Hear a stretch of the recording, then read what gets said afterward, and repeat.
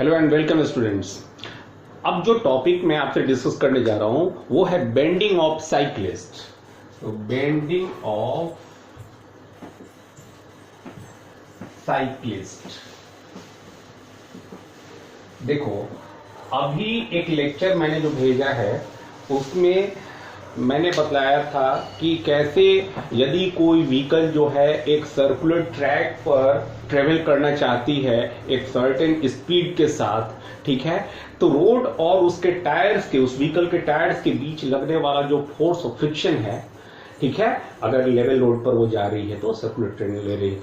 तो रोड और उस व्हीकल के टायर्स के बीच लगने वाला फोर्स ऑफ फ्रिक्शन जो है टुवर्ड्स द सेंटर एक्ट कर रहा होता है, क्योंकि टायर्स जो है बैकवर्ड डायरेक्शन में अवे फ्रॉम द सेंटर थोड़ा सा पुश करने की स्थिति में होते हैं जब वो टर्न ले रहे होते हैं, तो जिसके कारण एक फोर्स ऑफ फ्रिक्शन जो है वो एक्ट कर रहा होता है टायर और रोड के बीच टुवर्ड्स द सेंटर, और वो नेसेसरी सेंट्रीपिटल फोर्स प्रोवाइड करता है, और जिसके कारण जो व्हीकल है यदि फोर्स ऑफ फ्रिक्शन का थोड़ा सपोर्ट है, क्योंकि रोड और टायर के बीच तो कोफिशिएंट ऑफ फ्रिक्शन होगा ही, तो व्हीकल जो है इस मैक्सिमम स्पीड के साथ, जिसकी value root under mu s r g होती है, इसको हमने अभी साबित किया है, इस मैक्सिमम स्पीड के साथ वो व्हीकल जो है उस सर्कुलर टर्न को ले सकता है। Where r is the radius, mu s is the coefficient of friction, static friction between the road and tyre, और स्मॉल जी तो जानते ही हो, ठीक है। तो इस मैक्सिमम स्पीड से वो सेफ टर्न ले सकता है। लेकिन एक सवाल उठता है कि क्या रोड और टायर के बीच लगने वाली जो फोर्स ऑफ फ्रिक्शन या ये जो कोफिशिएंट ऑफ फ्रिक्शन है इस पर हम भरोसा कर सकते हैं, ठीक है। बरसात के मौसम में जो है म्यू की वैल्यू थोड़ी कम हो जाएगी, स्लिपरी हो जाएगा रोड ज्यादा, ठीक है, या और भी कुछ हो सकता है, मर्डी सिचुएशन हो सकती है, कोई कीचड़ आ सकता है रोड पर, मिट्टी आ सकता है, गीली मिट्टी आ सकती है, चिकनी मिट्टी, जिसके कारण जो है ये कोफिशिएंट ऑफ फ्रिक्शन जो है रिड्यूस हो सकता है, या और भी कारण हो सकते हैं। कहने का मतलब ये जो है कि हम व्हीकल को फ्रिक्शन के भरोसे यदि चलाना चाहते हैं और सर्कुलर टर्न देना चाहते हैं तो पहली लिमिटेशन तो यह है कि उसकी स्पीड एक लिमिट तक ही रखी जा सकती है। दूसरी लिमिटेशन यह है कि इस लिमिटिंग स्पीड में भी कोई रिलायबिलिटी नहीं है, क्योंकि रिलायबिलिटी इसी फैक्टर पर नहीं है, हम यूएस पर भरोसा नहीं कर सकते, रोड और टायर के बीच की कोफिशिएंट ऑफ फ्रिक्शन पर हम रिलाई नहीं कर सकते, क्योंकि ये बरसात के मौसम में कुछ और हो जाएगी, ड्राई सीजन में कुछ और होगी, अगर रोड पर मिट्टी गिरी हो, गीली मिट्टी, तो कुछ और स्थिति बनेगी, तो हम इस पर भरोसा करके हम गाड़ियों को नहीं चला सकते, ठीक है। तो और क्या उपाय किए जा सकते हैं, तो उसमें से एक उपाय तो मैं कल बताऊंगा कि रोड में ही कैसे कंस्ट्रक्शनल कुछ चेंज कर दिया जाए, रोड को ही थोड़ा सा इंक्लाइन कर दिया जाए, लेकिन क्यों इंक्लाइन किया जाए ये सारी बातें हम कल करेंगे। अभी के लेक्चर में ये बताने जा रहा हूं कि यदि कोई साइक्लिस्ट है तो वो कुछ ऐसा कर सकता है कि अपने को उस सर्कुलर ट्रैक के सेंटर की ओर झुका करके, चूंकि साइक्लिस्ट एक ऐसा कर सकता है, साइक्लिस्ट या फिर मोटरसाइकिलिस्ट जो है अपने को इंक्लाइन कर सकते हैं वर्टिकल से उस डायरेक्शन में जिधर की ओर सेंटर ऑफ सर्कुलर ट्रैक है, और इस तरह से इंक्लाइन करके रोड और टायर के बीच लगने वाला जो नॉर्मल रिएक्शन है उसको इंक्लाइन कर देंगे वो वर्टिकल के रेस्पेक्ट में, और उस नॉर्मल रिएक्शन का एक कंपोनेंट जो टुवर्ड्स द सेंटर एक्ट कर रहा होगा, हम देखेंगे कि उसकी वैल्यू कितनी होगी, वो नेसेसरी सेंट्रीपिटल फोर्स प्रोवाइड करेगा, और यहां पर निश्चित रूप से फोर्स ऑफ फ्रिक्शन भी सपोर्ट कर रहा है, लेकिन यहां पर हम फोर्स ऑफ फ्रिक्शन के भरोसे हम साइकिल नहीं चला रहे हैं, साइकिल को सर्कुलर टर्न नहीं दे रहे हैं, या मोटरसाइकिल को सर्कुलर टर्न जो है यहां हम रोड टायर के बीच के फ्रिक्शन के भरोसे हम नहीं दे रहे हैं, बल्कि हम नॉर्मल रिएक्शन के एक कंपोनेंट के द्वारा नेसेसरी सेंट्रीपिटल फोर्स प्रोवाइड कर रहे हैं, और वो कंपोनेंट जो है नॉर्मल रिएक्शन का, वो जो टुवर्ड द सेंटर जो कंपोनेंट होगा जो कि नेसेसरी सेंट्रीपिटल फोर्स प्रोवाइड करेगा, उसकी वैल्यू को हम कंट्रोल भी कर सकते हैं, हम कम या ज्यादा इंक्लाइन करके। आप देखना कि theta, if theta is the angle of inclination, angle of bending of the cyclist with respect to vertical, तो वैसी स्थिति में हम थीटा को कंट्रोल करते हुए हम नॉर्मल रिएक्शन को अधिक या कम इंक्लाइन करके, और उसकी जो component toward the centre of the circular track बनेगी जो कि नेसेसरी सेंट्रीपिटल फोर्स प्रोवाइड करने के लिए रिस्पॉन्सिबल होगी, उसको हम घटा बढ़ा सकते हैं अकॉर्डिंग टू रिक्वायरमेंट, और इस तरह से यहां पर हमें फोर्स ऑफ रोड और टायर के बीच की कोफिशिएंट ऑफ फ्रिक्शन पर हमें कोई रिलाई करने की जरूरत नहीं है। तो बेंडिंग ऑफ साइक्लिस्ट में हमें ये जानना है कि एक साइक्लिस्ट जो है कैसे अपने को एक सर्कुलर टर्न पे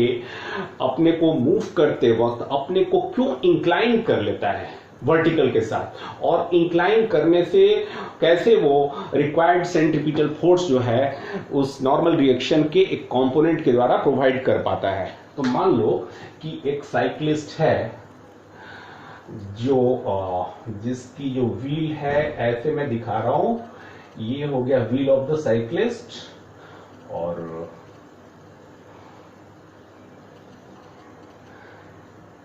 ये एक व्हील की मैं बात कर रहा हूं, ठीक है, ये स्पोक्स हो गए, और ये जो साइक्लिस्ट है सपोज करके ये हो गई उसकी, यहां पर ये हैंडल लगा लो, क्लियर है, इस तरह से हो गई इसकी हैंडल। और एक साइक्लिस्ट जो है अपने को मान लो कि वर्टिकल से थीटा डिग्री एंगल पर इंक्लाइन कर लिया, तो थीटा डिग्री पर, और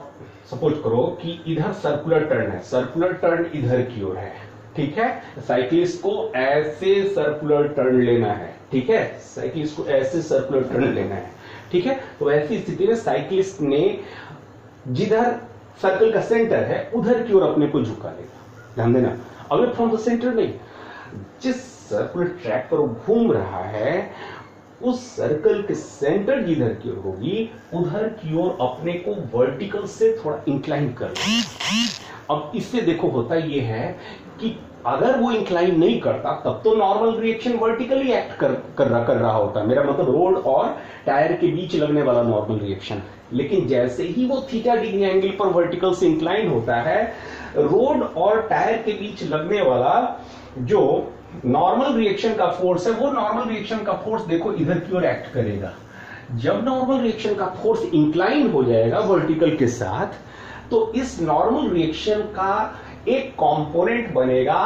n cos थीटा वाला कंपोनेंट इस वर्टिकल डायरेक्शन के अलोंग, इस वर्टिकल डायरेक्शन के अलोंग बनेगा n cos थीटा वाला कंपोनेंट, ठीक है, और एक कंपोनेंट n sin थीटा वाला कंपोनेंट बनेगा तुम्हारा किधर की ओर, तो इधर है तुम्हारा उस सर्कुलर ट्रैक का centre, toward the centre of the circle, जिस सर्कुलर पाथ पर उसे रिवॉल्व करना है, उसे अपने साइकिल को घुमाना है, टर्न लेना है, उस सर्कल के सेंटर की तरफ, तुम देखो मैंने बताया कि इधर सर्कुलर टर्न लेना है, तो इसके सेंटर की तरफ ये क्या हो गया, नॉर्मल रिएक्शन का एक कंपोनेंट n sin थीटा हो गया, ठीक है। अब होगा क्या कि अब हम यहां रोड और टायर के बीच की force of friction, coefficient of friction की बात तक हम नहीं कर रहे हैं, ठीक है। मैं ये नहीं कह रहा हूं कि कोई फोर्स ऑफ फ्रिक्शन नहीं होगा तो वो गाड़ी जो है, वो साइकिल जो है एकदम से चल लेगी, फोर्स ऑफ फ्रिक्शन भी सपोर्ट करता है चलने में, वो सपोर्ट कर रहा है यहां पर, लेकिन उस पर हम रिलाई नहीं कर रहे, उस पर भरोसा नहीं कर रहे हैं। We are now depending on the normal reaction and the component of a normal reaction n sin theta which is acting towards the centre of the circular path, ठीक है। और ये जो है इसके भरोसे अब हमारी साइकिल जो है सर्कुलर टर्न लेगी, और ये n sin थीटा वाला कंपोनेंट जो है ये नेसेसरी सेंट्रीपिटल फोर्स प्रोवाइड करेगा, ठीक है। अब मान लो कि जो साइक्लिस्ट है और साइकिल है, इसकी टोटल मास जो है सिस्टम की m मास है, तो इसका खुद का वेट डाउनवर्ड डायरेक्शन में एक्ट करेगा, ठीक है। तो होगा क्या कि ये जो इस पर नॉर्मल रिएक्शन वाला फोर्स लग रहा है जो कि इंक्लाइंड है, इसका वर्टिकल कंपोनेंट इस वेट को काउंटर बैलेंस करेगा। तो हम एक इक्वेशन बना दें कि n cos थीटा जो होगा this will be equal to mg। तो नॉर्मल रिएक्शन जो कि इंक्लाइंड है, इसका vertical component n cos theta cycle और साइक्लिस्ट दोनों की वेट को काउंटर बैलेंस करेगा और इक्विलिब्रियम में रखेगा वर्टिकली, ठीक है। और इसका जो हॉरिजॉन्टल कंपोनेंट जो towards the centre of the circular track act कर रहा है, मेरा मतलब n sin theta, this component of the force will provide the necessary centripetal force, यानी कि n sin theta will be equal to mv square upon r के बराबर होगा, ठीक है। अब तुम देखो हमें अब यह जानना है, एक बात तो तय हो गया कि अब हम रोड और टायर के बीच के फ्रिक्शन के भरोसे हम साइकिल नहीं चला रहे हैं और साइकिल को डिजायरेबल स्पीड देना चाहते हैं। अगर साइकिलिस्ट जो है अपने को v स्पीड से मूव कराना चाहता है, v स्पीड के साथ सर्कुलर ट्रैक पर घूमना चाहता है, तो उसको कितनी सेंट्रीपिटल फोर्स की रिक्वायरमेंट होगी, mv²/r के बराबर, where m is the mass of the cycle and cyclist both, v is the speed with which the cyclist wants to revolve himself or to take a sharp turn on the circular track, and r is the radius of the circular track. वो जो circular track होगी उसकी कुछ radius होगी, अगर उसकी radius r है तो तुम देखो रिक्वायरमेंट जो है सेंट्रीपिटल फोर्स की इतनी होगी, और ये इस रिक्वायरमेंट को कौन फुलफिल करेगा, n sin थीटा वाला कंपोनेंट जो कि टुवर्ड द सेंटर एक्ट कर रहा है। और ऐसा क्यों हो पा रहा है, साइक्लिस्ट के बेंड हो जाने की वजह से हो रहा है। अगर ये बेंड नहीं करता, वर्टिकली ऐसे जा रहा होता, ठीक है, तो वैसी स्थिति में थीटा ही 0 होता। जब थीटा 0 हो जाएगा तो देखो ये theta is the angle made with vertical, तो इफ थीटा विल बी 0 तो ऐसी स्थिति में कोई कंपोनेंट ही नहीं बनेगा नॉर्मल रिएक्शन का। तो इंक्लाइन करने से ये फायदा हुआ कि इसकी नॉर्मल रिएक्शन का एक कंपोनेंट जो है ये हेल्प कर रहा है रिक्वायर्ड सेंट्रीपिटल फोर्स को प्रोवाइड करने में। निश्चित रूप से जो कोफिशिएंट ऑफ फ्रिक्शन और फोर्स ऑफ फ्रिक्शन है रोड और टायर के बीच का, उसका भी सपोर्ट है, जिसको मैं इग्नोर करके चल रहा हूं यहां पर, ठीक है। तो हम लिख रहे हैं कि n sin theta is equal to this much mv²/r and n cos theta is equal to mg। अब हमें यह जानना है कि एक सर्टेन स्पीड से साइक्लिस्ट अगर चाहता है कि सर्कुलर ट्रैक पर मूव करे, ठीक है, तो उसे अपने को वर्टिकल के साथ कितने एंगल पर इंक्लाइन करना चाहिए, ठीक है, ठीक है। तो वो देखते हैं। अगर हम इक्वेशन नंबर 2 को 1 से डिवाइड कर दें तो on dividing second by first, ठीक है, वी गेट क्या मिलेगा भाई, तो n sin theta upon n cos theta हो जाएगा आपका mv²/r अपॉन mg। नीचे में mg करोगे तो n से m कट गया, this is equal to v²/rg हो गया, ठीक है। और ये यहां n से n कैंसिल हो गया, ये हो गया आपका tan theta is equal to v²/rg, और v² जो हुआ this is equal to rg tan theta के बराबर हो गया, ठीक है। यानी कि v is equal to √rg tan theta हो जाएगा। समझ रहे हो बात, यानी कि यदि v वेलोसिटी से अगर साइक्लिस्ट जो है आर्मेचर रेडियस के सर्कुलर पाथ पर घूमना चाहता है तो उसे अपनी एंगल को इस तरह से एडजस्ट करना होगा कि ये v की वैल्यू जो है rg tan थीटा के बराबर हो, या इस बात को ऐसे भी कह सकते हो, और theta will be equal to,